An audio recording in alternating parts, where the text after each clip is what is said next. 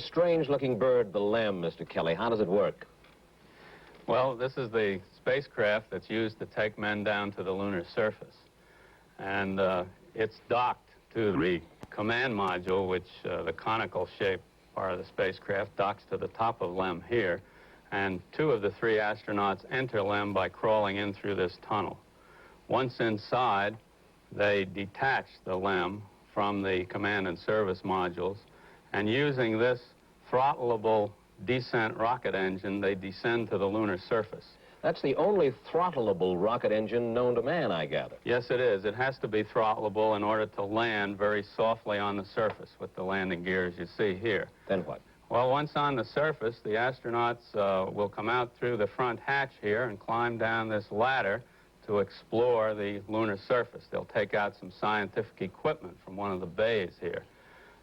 When they've completed their experiments, they re-enter the LEM, and the upper portion of the LEM detaches from the lower portion. Hopefully. And this is called the, definitely. And this is called the ascent stage. And we blast off from the lunar surface using this rocket engine here, the ascent rocket engine.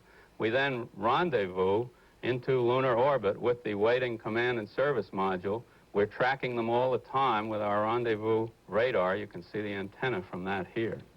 Now, there's no backup system on this ascent module, is there? No, it has to work in order to get the men safely home. When they turn the ignition, if nothing happens, then there's just no way for anybody, any place to help them. That's correct. That's why we've made it as simple and reliable as we possibly can. Is that why you are overdue with the LEM? I gather that it's somewhat behind schedule, and there's been some skepticism as to whether you were going to make it in time for Apollo. Well, you didn't make it for Apollo 8, which was supposed to be a LEM mission. Well, we were very close on Apollo 8. We were having some relatively minor troubles with electromagnetic interference on our spacecraft at the Cape at the time that the missions were being reviewed. Now, it also happened that NASA was quite interested in performing the type mission that we just saw on Apollo 8 because they could have, without LEM being there, they could take additional fuel reserves for the lunar orbit.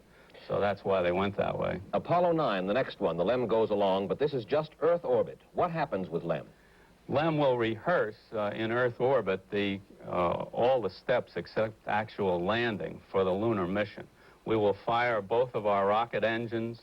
We will separate the ascent from the descent stages and go through the entire mission. We will even practice an emergency procedure, which is walking in space from the forward hatch of LEM into the side hatch of the command module. And Apollo 10, you're going all the way to the moon, and LEM is going to descend, I understand, to within 50,000 feet of the moon's surface. Yes, Apollo 10 will at least go out into the vicinity of the moon. Is it possible that Apollo 10 will actually land on the moon? It's possible, but I'd say not likely. We think we'll probably want the 2 full manned missions before we actually go for the landing. Mr. Kelly, is the LEM ready? Yes, sir. And you'd go along? Right today.